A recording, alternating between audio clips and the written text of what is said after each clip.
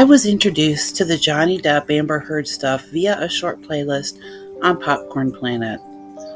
Content creators learned that using her full name would lead to channels being taken down, which happened very briefly to Popcorn Planet. Folks got creative with nicknames.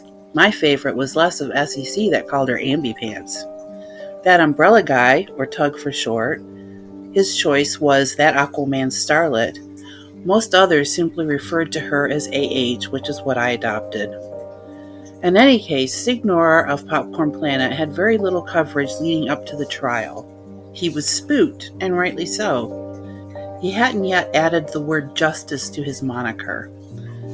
I'm not actually sure when he did, as I'd left the channel mid-February of 2022. Even before that, I'd found a host of other channels that were unafraid to dig deep before the U.S. court case started. My understanding is that Signor streamed the trial on a secondary channel of his called Hugging the Cactus, his ersatz, quote, mental health channel that is currently dormant, thank heavens. I believe he was doing nightly recaps until he saw folks like his good buddy Tug blowing up, especially after his name was mentioned during the trial. Andy immediately hooked his star to Tug to such an extent that you think it was Popcorn Planet that was named in court docs.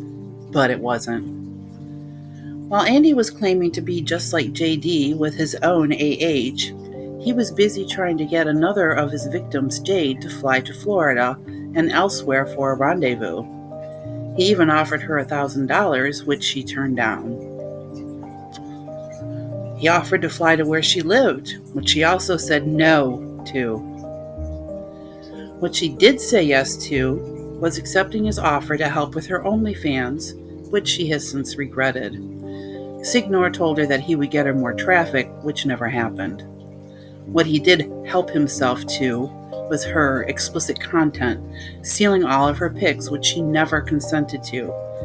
She saw that he had a folder with her name on it on his desktop, of his computer obviously, along with other women's folders, one of which was Britt, whom I've previously mentioned. In my opinion, which I've chronicled both here and on my YouTube channel, Andy behaves much more like AH than JD. He made major bank on that trial, even buying himself a new house. Using Amber's name, he put out several pleas for funding, one of which he used to call out his, quote, own AH, a woman he's bullied periodically over the last 5 years or so.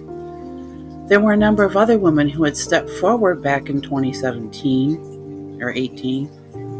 Anyway, but he just glosses over them, claiming awkward flirting. My husband awkwardly flirts with me, but he doesn't inform me that he's jacking it to my pic or sending videos of his performance. Inviting folks to watch is a kink and no shame for me, but consistently forcing others to watch is indicative of pathological behavior, in my opinion. In the aftermath of the trial, Andy came up with the whole pop culture justice thing. I think anyway. I don't watch his channel unless someone draws my attention to something. He also talked his PI friend into threatening Jade. How many other victims has John Hubbard bullied on behalf of Andy Signor? Is this how pop culture justice works?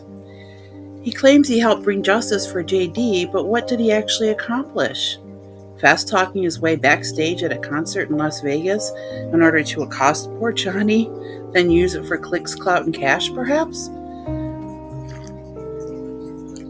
Instead of justice, you justify piss-poor behavior, Andy. In my opinion. Allegedly.